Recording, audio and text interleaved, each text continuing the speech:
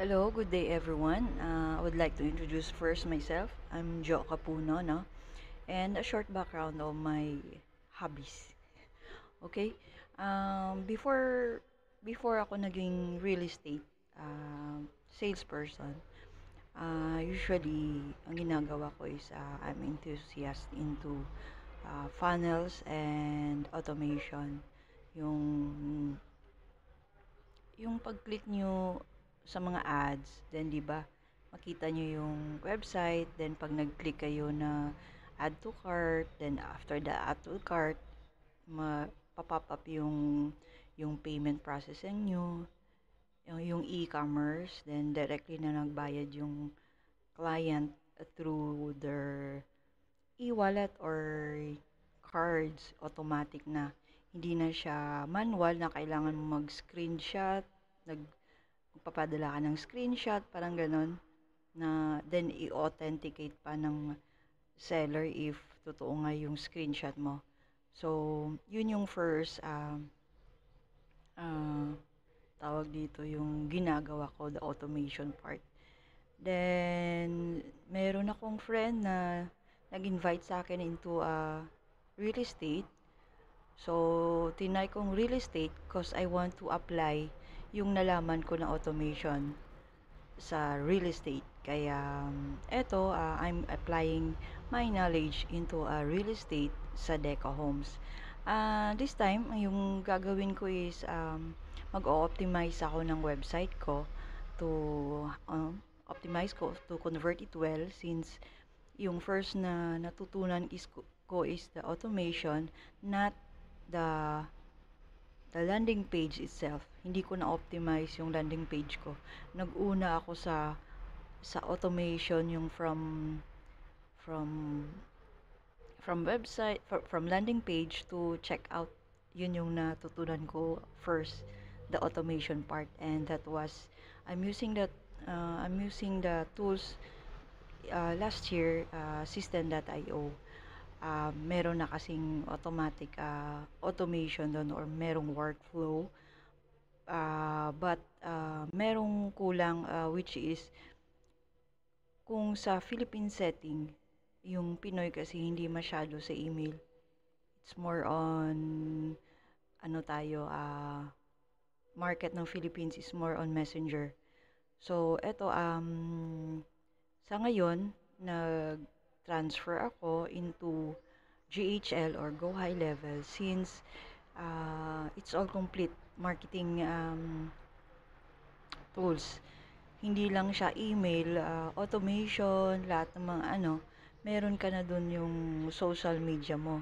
Pwede mo na ma-automate yung Facebook mo, IG, TikTok, I think, and they're improving their system, no?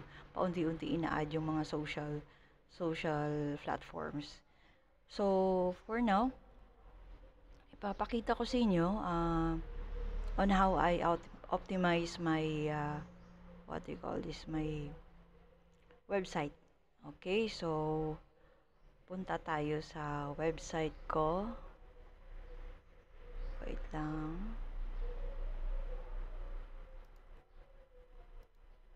Oh, wait. Yan. Ito yung ginagawa ko ngayon. Papakita ko yung ngayon na ano ko, website.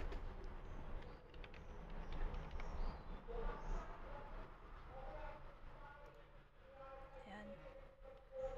Okay, so this is my website as of now.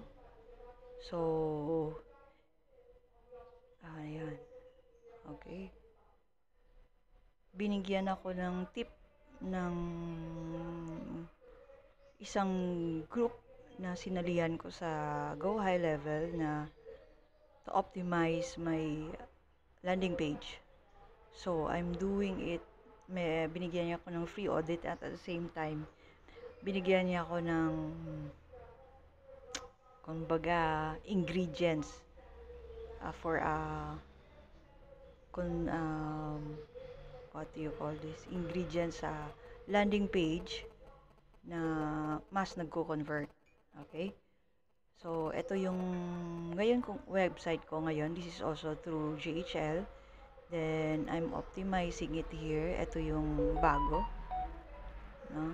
Na ina-apply ko yung tawag dito yung binigay niya na format. Yan, ayan. Yan, ito. Kita nyo? Yan, and this is a paid application, no? So, thank you, my Indian friend who, hindi ko alam yung pangalan eh. Then, so, right now, ginagawan ko siya ng framework. For the meantime, eto muna. Yan. Ginagawan ko siya ngayon ng framework. Then, mag-input tayo mamaya. Okay? So, saan na ba ako banda? Decorative features and okay. Yan. So, saan na ba tayo? Promise, proposition. The process. What's inside? Okay. So, let's add our rows. Yan. Yung naka-green is what you call the section. Yan, itong naka-green. The blue one is the row. Okay, so lagay tayo ng headline. And ito yung sabi niya na process. So, lagay natin yung process.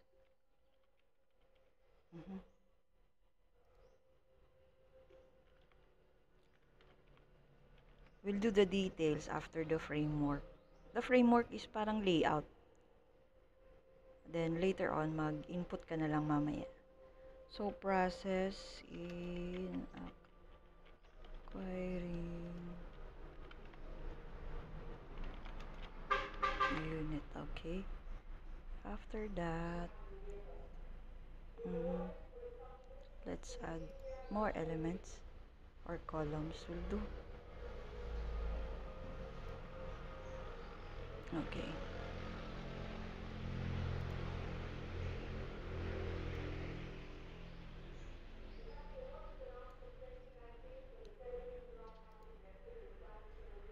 So,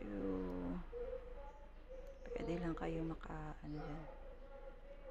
The call to action, ito yung step 1 natin, no? Step 1. Then after that, yan. Okay, or you can add also images. Mahilig kasi yung tao sa images eh, yan. Alright. Yan.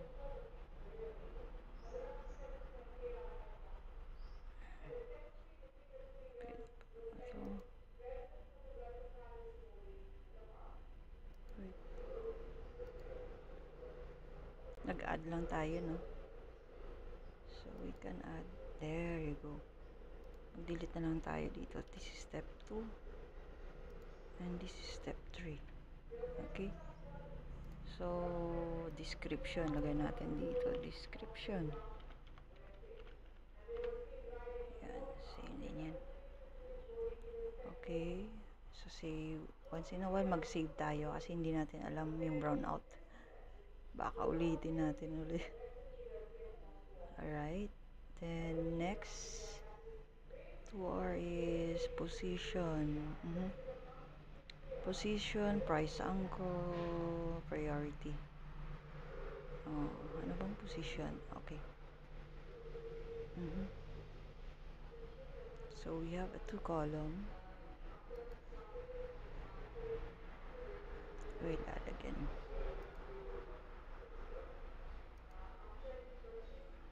Okay. So, we have a 2 column here. By the way, let's say ito. say dito, this is, oh, ayan. Later na lang yung design.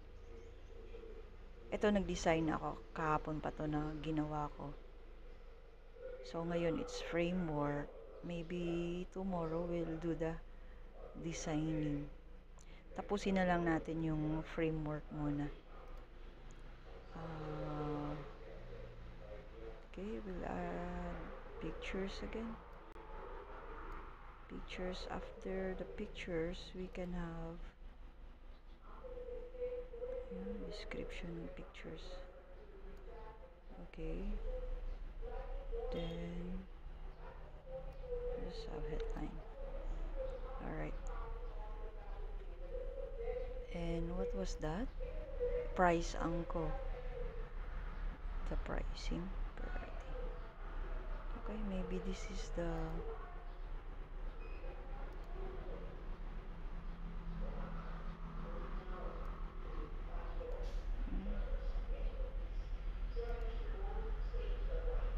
bullets.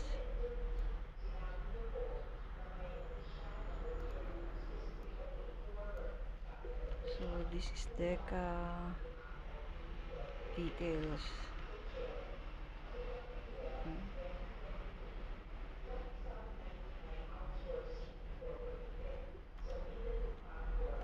Slash offer. Yan, maglagay tayo ng mga hint kung ano bang ilagay natin dyan, di ba? Hop. Hop, yeah.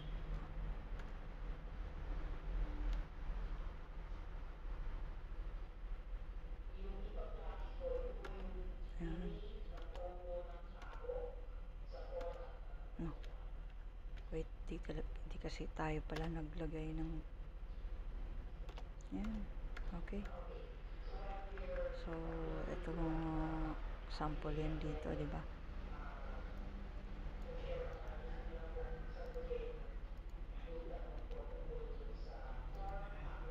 Yan.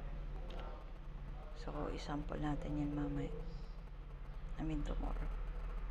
Then after that, next is social proof. Okay. So, same thing. Lagay natin dito.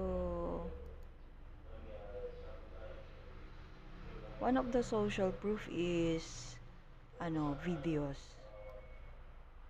Ayan, dito.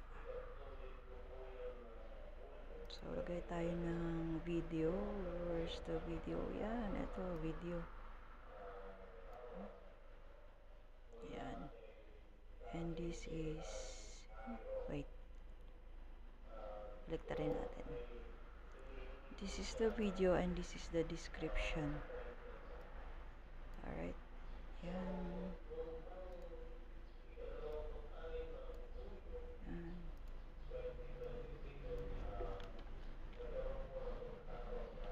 Description or the video. Ito yung mga social proof or proof. Right. Save. What's next? Who this is perfect for? Okay. So, lagay tayo ng column again. Wait.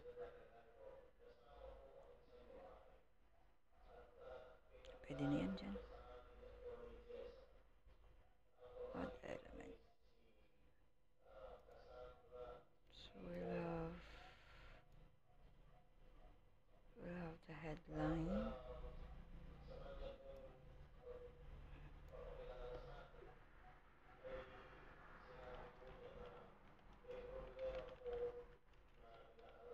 Para kanino yung Deca Homes. Yan. And this one is maglagay tayo ng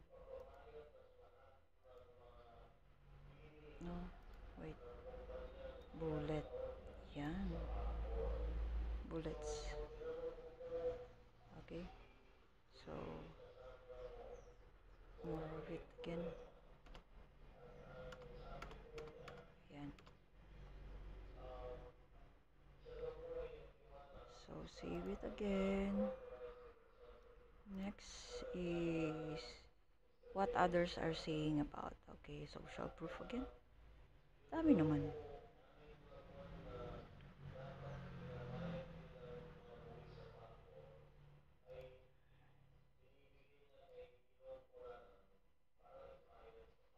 Anyway, I have already social proof here. I think I have to eliminate that one. We'll skip that one and eto na lang. Ayan. Okay, let's go to here.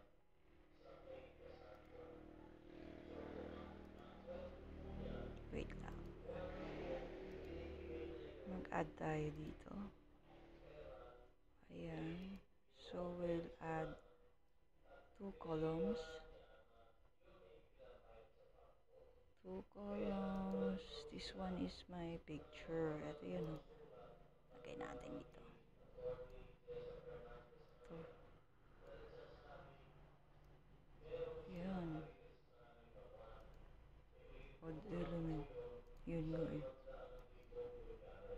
Yan. Okay. And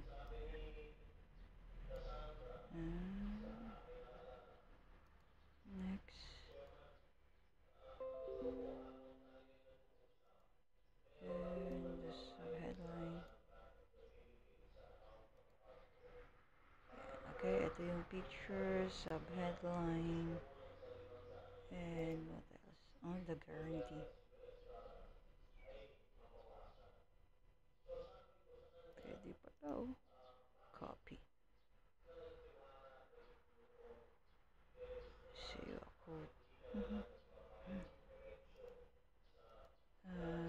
This one is ano ba yan? Guarantee. So we'll add first. Nag-add na ba yun? Okay. The guarantee. Wait.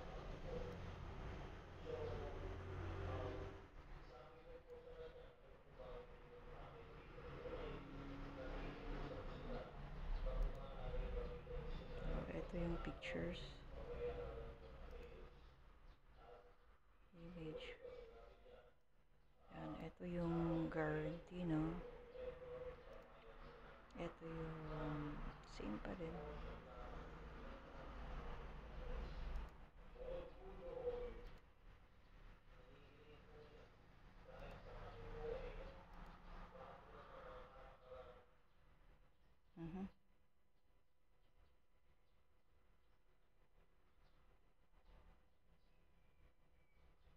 Tumami. Wait. Yan. Kuha na lang nga lang tayo. Okay.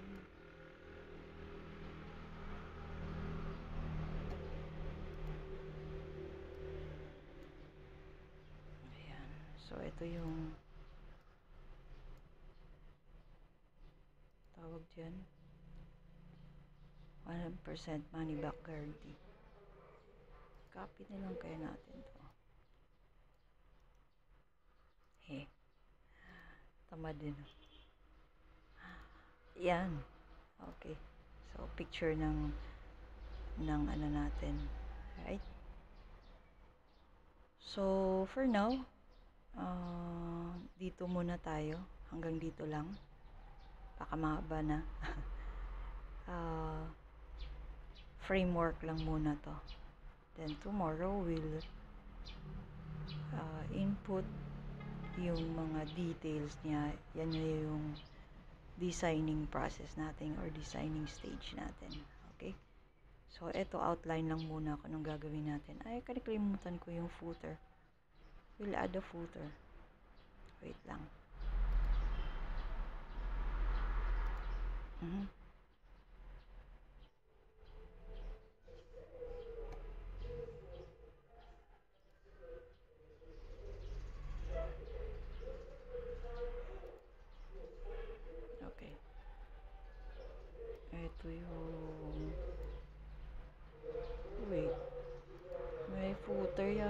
Ito yun eh. Where's the footer? Footer.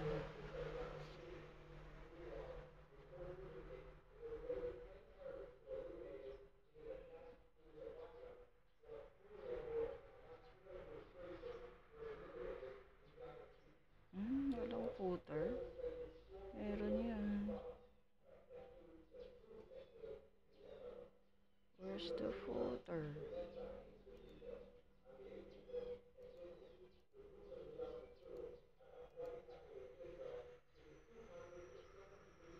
Di ko nakita ng footer. But anyway, this is ito yung footer natin. Bukas na. Yan. Dito yan yung sabi nila. Copyright. Copyright.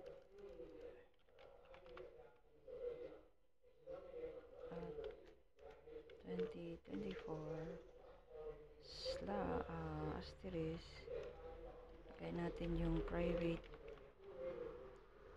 policy. Okay? Kailangan yung private policy yan kasi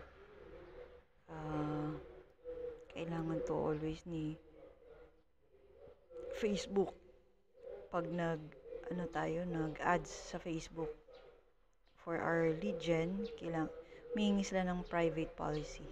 So, huwag kalimutan yan. So, i-highlight yan, then lagay yung link kung para mabasa ni Facebook yung private policy. Okay? This is very important. Lagay pala natin yung website natin. This is joapuno.com. Alright? Ayan.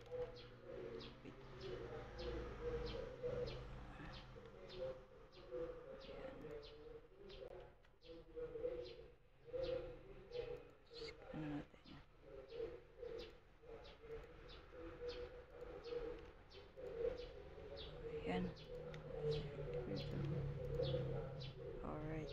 Oh, ang laki oh. Lagay natin na sa 12. Yan, 12 lang. Hindi masyado, sobrang liit.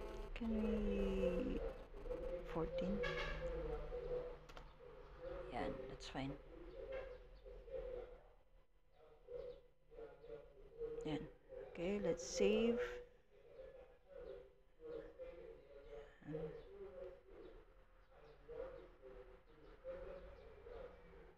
Hindi pa naman to kasi hindi pa siya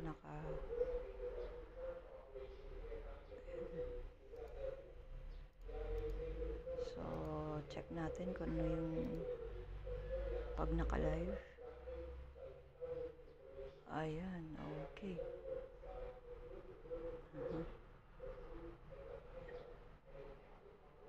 Ayan. By the way, ito pala, ginawa ko to sa mostly kasi yung client natin sa Philippines is on mobile. So, nakalagay ito. Pag binuksan nyo to sa cellphone, let me show you this one. Yan. Ito. Yung icon to is desktop mode. Yan, desktop. So, ibig sabihin, nakita nyo to is desktop. Right? Desktop to. Punta tayo sa mobile mode. Yan, ito na yung mobile mode. Yan. Yan. Okay? Sa mobile, kita nyo naka-align yan. But, sa desktop, yan magkaiba. Yan. So, iba yung itsura niya. And you can edit in your mobile dito mismo. Example, dito ka muna nag-edit, diba, nag-framework. Now,